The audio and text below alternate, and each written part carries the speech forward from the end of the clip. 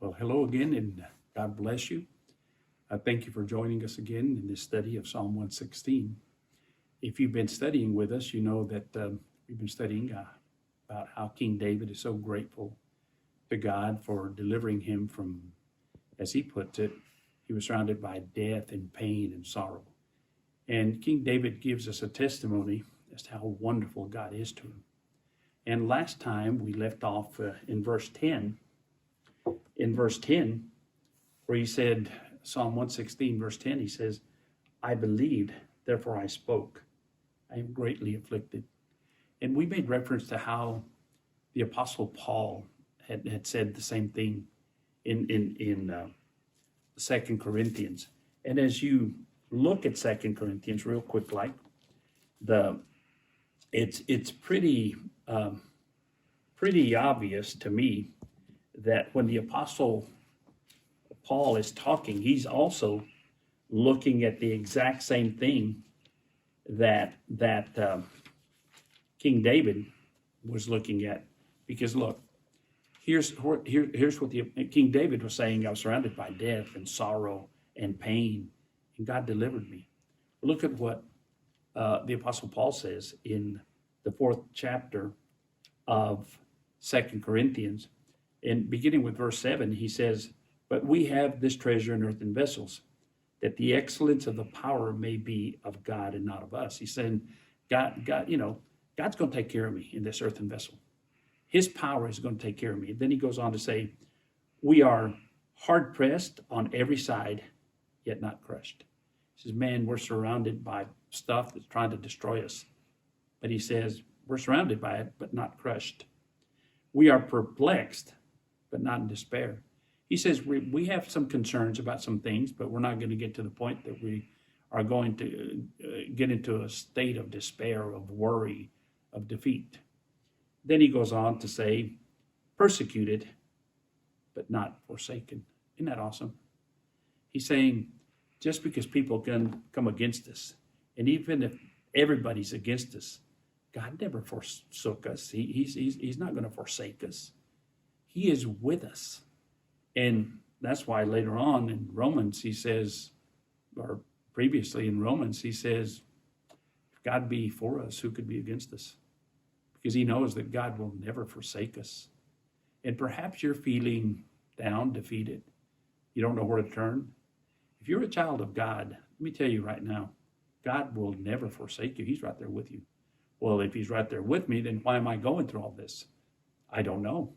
But I do know one thing, that God will get you through it. That just like we've been studying King David in Psalm 116, where he says that he believed, therefore he spoke. In verse 10, where he comes back and he says, look, he says, I believed, therefore I spoke. And what did he say? I'm greatly afflicted. Help me, God. Earlier he said, I implored the Lord for help. I asked him to help me, and he did. Then he goes on and starts talking about how wonderful God was to him and how he was delivered from death, his eyes from tears, and his feet from falling. And that's our God, the God that will never forsake us and will always be with us. And you see, this is what the Apostle Paul is saying. He's saying persecuted but not forsaken, struck down but not destroyed. In other words, you may get knocked down, but your feet are not going to fall. You're going to get right back up because you're not going to be destroyed. And perhaps you're going through that right now. And then in verse 13, he says, and since we have the same spirit of faith as who? Well, with each other. But also he's referring, I believe, to King David, because he says, and since we have the same spirit of faith according to what is written, he says, I believed, and therefore I spoke. He's back here, he's quoting Psalm 116, verse 10, where last week we talked about how this is so true, how faith should always precede prayer. And that's why in Philippians he says to them, to the Philippian church, he says, look, if you're going to pray, let your requests be made known to God, through prayers and supplications with thanksgiving. He's saying, thank God already because he's going to answer. Now, he may not give you the answer that you want. He'll give you the answer that he knows is best for you.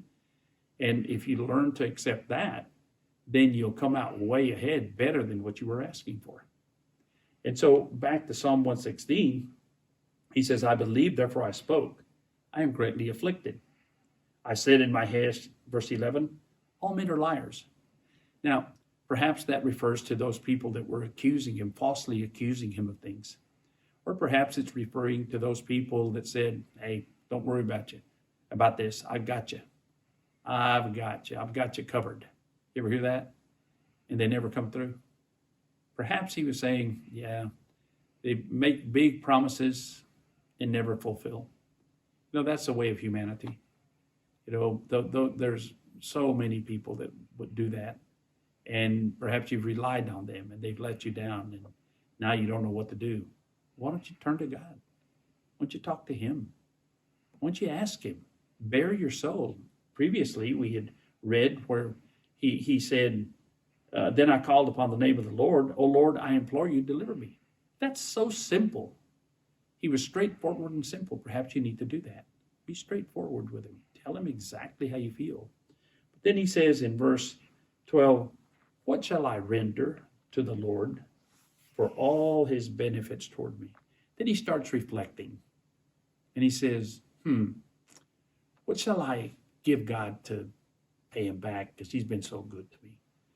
Well, let me ask you this question. Does God need anything? No. God has everything. The Word of God says that all things begin with him and end with him. And he's, in fact, we've read here on previous programs where God says that everything comes from him, through him, and for him. And you see, God doesn't need anything. Then what can we do? Well, in a spirit, tomorrow is Thanksgiving. And that's the one thing that King David does. He says, what shall I render unto the Lord? What shall I render to the Lord for all his benefits toward me? What could I give him? He doesn't need anything. But then he answers it. He says, I will take up the cup of salvation. That's an interesting thing there. Of course, there were cups of salvation. There were cups that they would pour, many significances. But I think here, perhaps another interpretation of that could be the word cup is in the Old Testament has been associated with blessings and benefits and goodness.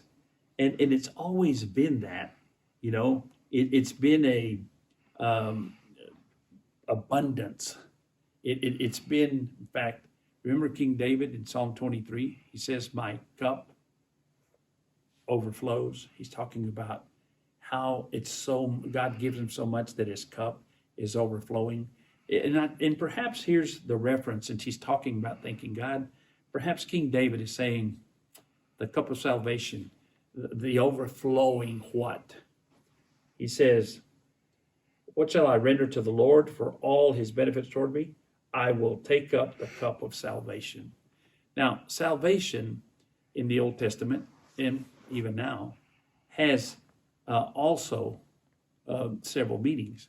One of the meanings of salvation in Hebrew can mean deliverance. In other words, man, he delivered me from that. He saved me from that. And that's been his theme throughout this psalm. Perhaps if we put those together, he's saying, God has abundantly, many times, overflowingly delivered me.